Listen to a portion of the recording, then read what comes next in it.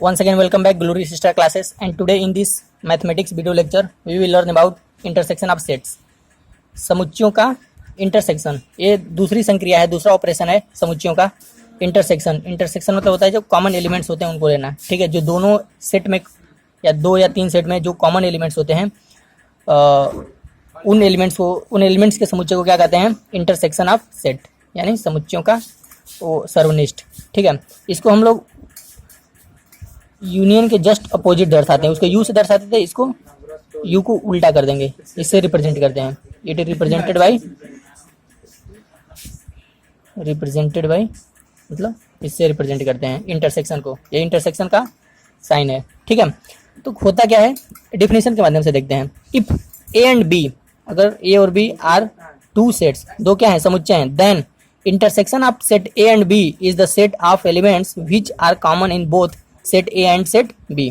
तो उनका इंटरसेक्शन क्या होगा? अगर दो ए और बी दो सेट हैं तो उनका इंटरसेक्शन वाला सेट क्या होगा? सेट ए और बी में जो कॉमन होंगे, कॉमन एलिमेंट से बना हुआ सेट, कॉमन एलिमेंट्स यानी जो दोनों में उभयनिष्ठ है, दोनों में कॉमन है, तो उनसे जो सेट बनेगा वो होगा ए इंटरसेक्शन बी। एग्जाम्पल के माध्यम से देखते हैं। जैसे अगर दिया है कोई सेट ए, रोस्टर फॉर्म में ए ई आई ओ यू इसके एलिमेंट्स हैं, और बी इज इक्वल टू दिया है A B C D E. दोनों सेट में कॉमन क्या है? तो दोनों सेट में कॉमन क्या है? यहाँ भी ए है, यहाँ भी ए है, और यहाँ पे आपका क्या है? ई है, और यहाँ भी ई है। केवल दो ही एलिमेंट दोनों में कॉमन है, तो ए इंटरसेक्शन भी क्या होगा? इसको क्या पढ़ेंगे? ए इंटरसेक्शन, इसको पढ़ेंगे इंटरसेक्शन, इंटरसेक्शन, क्योंकि इंटरसेक्शन का साइन है, इंटरसेक्शन का चिन्ह है। A intersection B, A intersection B का मान क्या होगा?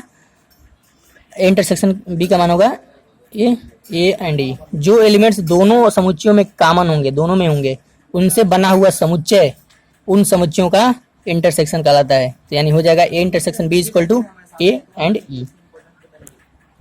अब मैथमेटिकल टर्म में इसको कैसे रिप्रेजेंट करते हैं? मैथमेटिकल टर्म में अगर ए इंटरसेक्शन बी है, इसका मतलब X is an element of A and X is an element of B. इसका मतलब यक्स ए का भी एलिमेंट होगा और यक्स बी का एलिमेंट भी होगा, यानी यक्स जो होगा, जो ए इंटरसेक्शन बी में जो एलिमेंट होंगे वो क्या होंगे? ए के भी होंगे, समुच्चय ए के भी होंगे और समुच्चय बी के भी होंगे, यानी दोनों के होंगे, दोनों के कॉमन एलिमेंट्स होंगे, ठीक है। इसको मैथमेटिकल ऐसे रिप्रेजेंट करते हैं, ठीक है। ये मैथमेटिकल रिप्रेजेंटेशन है।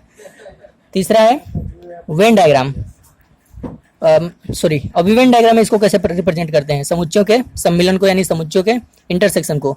तो ए इंटरसेक्शन, मान लीजिए एक यूनिवर्सल सेट है और ए इंटरसेक्शन बी बनाना है, ए इंटरसेक्शन बी। तो मान लीजिए एक समुच्चय ए है और एक दूसरा समुच्चय बी है, तो दोनों का इंटरसेक्शन भाग वो होता है जो कॉमन भाग होता है। तो अगर हम इस भाग को देखें तो ए में भी है और बी में भी है। ये जो पार्ट है दोनों सर्किल का, ये कहाँ है? ए में भी है और बी में भी है, ए का भी भाग है और बी का भी भाग है, यानी कॉमन भाग है। तो यही पार्ट को क्या कहेंगे? इस पार्ट को ही कहेंगे ए इंटरसेक्शन बी।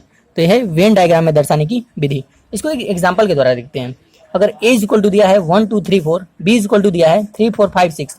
अब इसको वेन डायग्राम में बनाना हो तो यहाँ पे हम लोग पहले क्या बनाएंगे?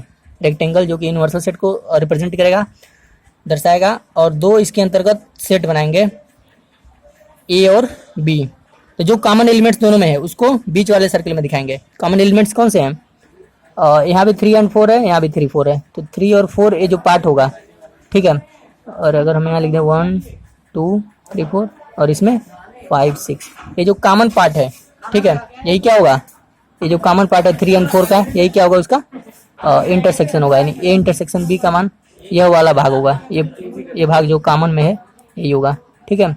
और इसमें एलिमेंट्स कौन कौन हैं? 3 और 4 हैं। तो इस प्रकार से हम लोग इसको प्रदर्शित करते हैं, ठीक है। सो इस वीडियो लेक्चर में हमें ये समझ आया। Okay, over and out.